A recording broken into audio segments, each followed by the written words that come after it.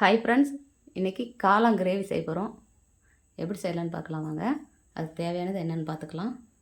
பாருங்கள், வறுத்து அரைச்சி தான் செய்ய போகிறோம். மிளகா எடுத்துருக்கேன், வர கொத்தமல்லி 2 ஸ்பூன் எடுத்துருக்கிறேன், ஜீரகம், மிளகு எடுத்துருக்கிறேன், ஒரு பட்டை, கிராம்பு, சோம்பு இதெல்லாம் நம்ம வறுத்துக்கலாம். எண்ணெய் சேர்க்காமல் வறுத்துக்கலாம். கொஞ்சம் அடுப்பு வேகமாக வச்சுக்கலாம். இது கூடவே ஒரு மராட்டி மொக்கு ஒன்று எடுத்துருக்கேன். இது அன்னாச்சி பூ எடுத்துருக்கேன். இதை நல்லா வறுத்துக்கலாம்.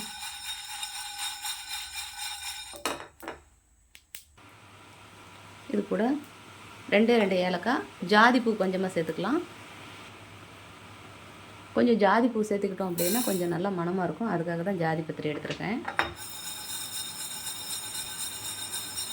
அரிசி வந்து பெரிய ஸ்பூனில் 1 ஸ்பூன் மட்டும் நல்லா வறுத்துக்கலாம். கொஞ்சம் அடுப்பு வேகமாக வச்சுக்கலாம்.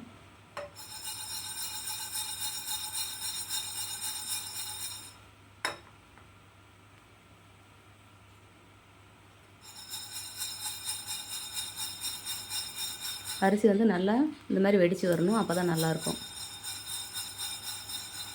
பாருங்கள், நல்லா வெடித்து வந்திருக்கு. செவக்கக்கூடாது. இதை நம்ம ஒரு பிளேட்டில் மாற்றிக்கலாம். எண்ணெய் சேர்த்துக்கலாம்.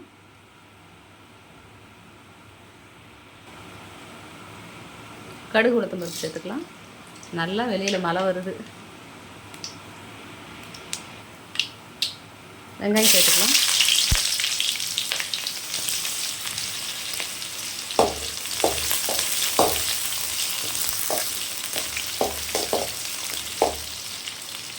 உப்பு தேவையான அளவு எடுத்துக்கலாம்.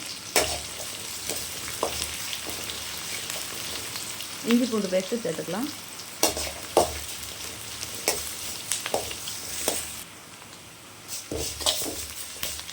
கொஞ்சம் அடுப்பு வேகமாக வச்சுக்கலாம்.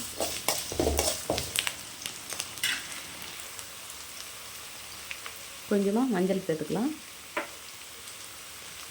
கொஞ்சமாக மட்டன் மசாலா கொஞ்சமாக எடுத்துக்கலாம். கொஞ்சமாக கறி மசாலா எடுத்துக்கலாம்.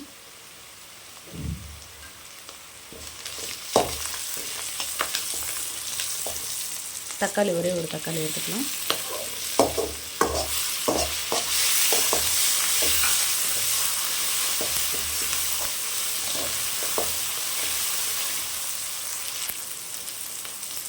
ரெண்டு பச்சை மிளகாய் எடுத்துக்கலாம்.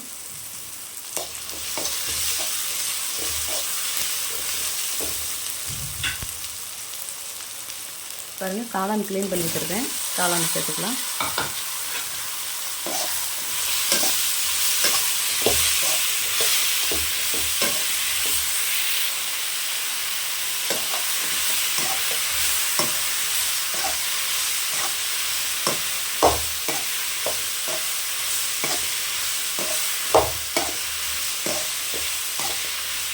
தண்ணி சேர்க்க வேண்டாம். இதுலேயும் நல்லா தண்ணி ஊறி வரும்.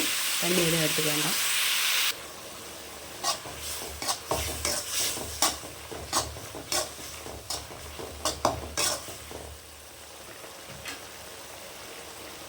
பாருங்கள், இதில் மிளகா, கொத்தமல்லி, ஜீரகம், மிளகு, பட்டை, கிராம்பு, சோம்பு எடுத்துருக்கேன், ஜாதி பத்திரி எடுத்துருக்கேன், அன்னாச்சி மூக்கு, மராட்டி மூக்கு இதெல்லாம் எடுத்துருக்கேன். இதெல்லாம் சேர்த்து பொடி பண்ணிட்டு வந்திருக்கேன். கொஞ்சமாக அரிசி சேர்த்துருக்கேன். இந்த பவுடர் தான் நம்ம வந்து தேங்காய் சேர்க்கல. நம்ம இன்னும் தண்ணி சேர்க்க கிடையாது. இதுக்கு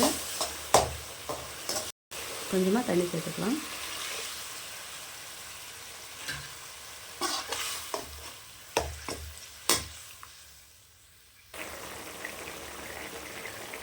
பவுடர் பண்ணி வச்சுருக்கிற இந்த பொடியை சேர்த்துக்கலாம்.